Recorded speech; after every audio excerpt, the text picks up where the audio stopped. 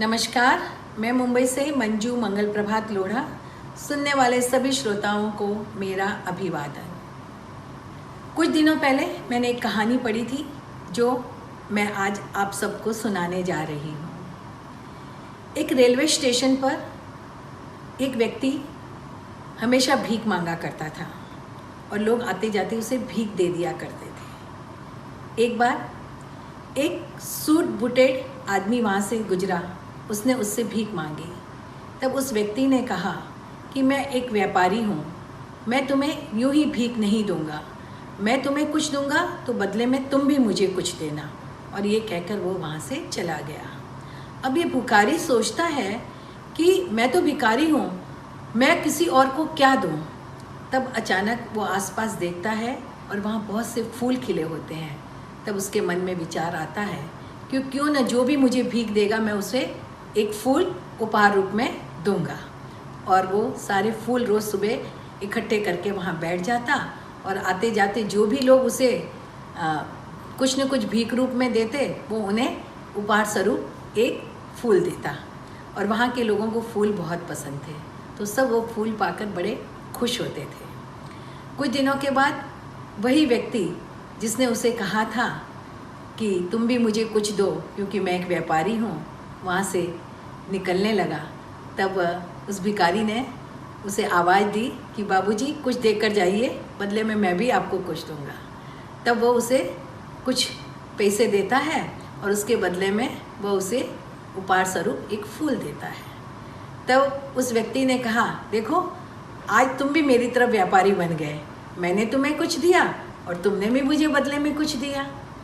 उस व्यक्ति के जाने के पश्चात वो भिखारी फिर सोचने लगा कि आज उसने मुझे बड़ी अच्छी बात बताई, क्या मैं भी व्यापारी बन सकता हूँ? मैं क्या करूँ ऐसा जिससे मैं भी व्यापारी बन जाऊँ? तब उसने सोचा कि क्यों ना मैं फूल बेचने का काम शुरू कर दूँ। और वहाँ बहुत सारे वो जगह थी, उस जगह में बहुत सारे फूल खिलते थे।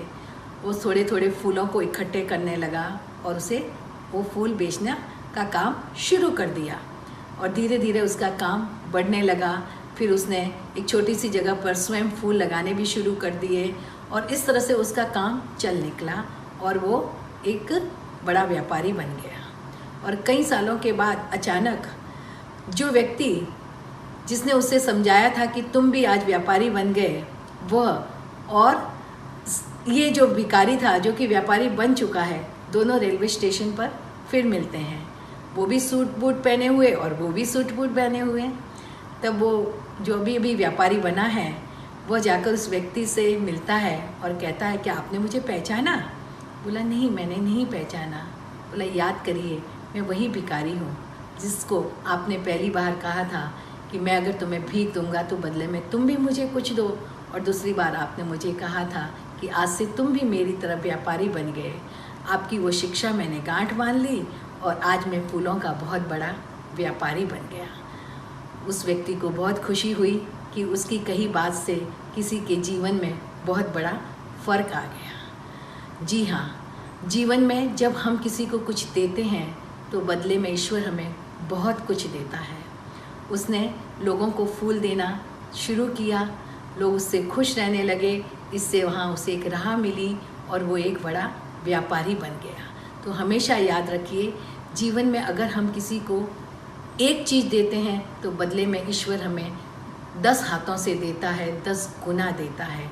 इसलिए जीवन में कोशिश करिए हमेशा दूसरों की मदद करने की, वो मदद पलट कर आपके पास ही आएगी। कहते हैं कि बहुत आसान होता है गगन को चूम लेता, बहुत आसान होता है खिलते हुए चमन को चूम लेना। आंसुओं को पहुँचना भी बहुत आसान होता है, पर बहुत कठिन होता है पीड़ित दुखित मन को चूमना, पीड़ित दुखित मन को चूमना। हम भी एक ऐसी कोशिश करें कि हमारी वजह से किसी के मन में खुशी फैले, किसी के चेहरे पर मुस्कुराहट आए और उसका भी भाग्य फिर से खिल जाए। नमस्कार।